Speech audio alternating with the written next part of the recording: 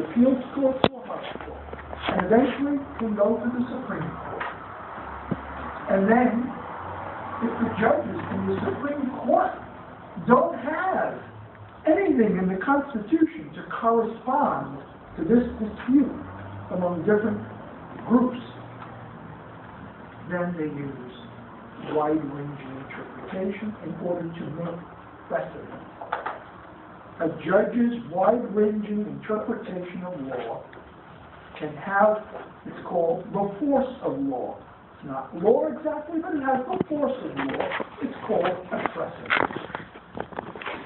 And once a judge has given a precedent in a given case, then other judges will use that as a benchmark in order to guide them in their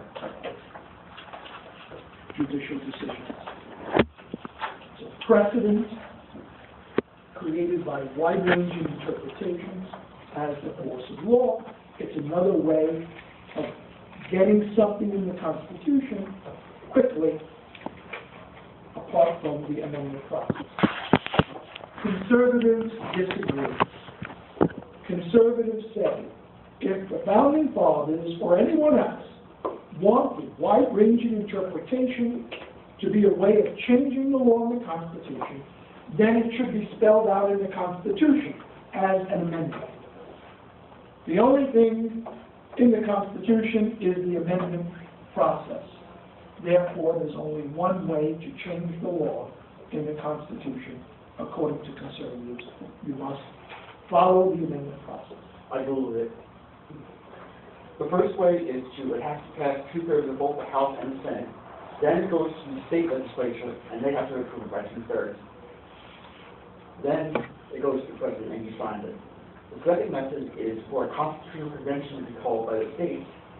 By 2/3 of the legislators of the states, 2/3 of them vote to call for a constitutional convention, and then 3/4 of the states must vote in favor of the amendment, and then it becomes law.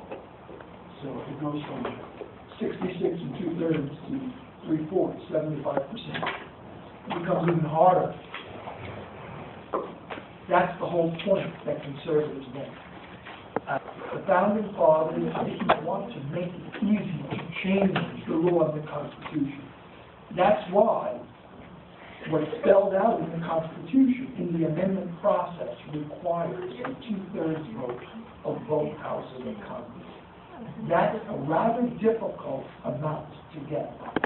Go straight to my tie. 2/3% of everyone voting in the Congress. Today, with the fights among the Republicans and Democrats, that's almost impossible to get. Well, for conservatives, that's the whole purpose of that. We don't want to make it easy to change the law in the Constitution. We want to make it really hard. There's got to be a really strong consensus of opinion in the Congress. But that's the job of the Congress, to make law and to change the Constitution. It's not the job of the President, and it's not the job of the states, and it's not the job of the judges. It's much easier to reinterpret it than it is actually to do. Of course, that's why liberals want wide-ranging interpretations as a much easier way to achieve their goals rather than the hard way of the amendment process. So this is again another philosophical difference concerning constitutional law. I think these are pretty easy to apply to Roe versus Wade. Blackmun is looking at the 22nd Amendment, which only has the words due process. It doesn't have the words privacy. He's stretching it to imply a right of privacy, and then he's stretching that even further to imply, at least in the first trimester of pregnancy, a right to an abortion. His wide-ranging interpretation is to set a precedent that will guide other judges going forward. He's a very liberal person. He thinks he thinks this is a way of changing law in the Constitution, and he thinks he's within his rights to do that.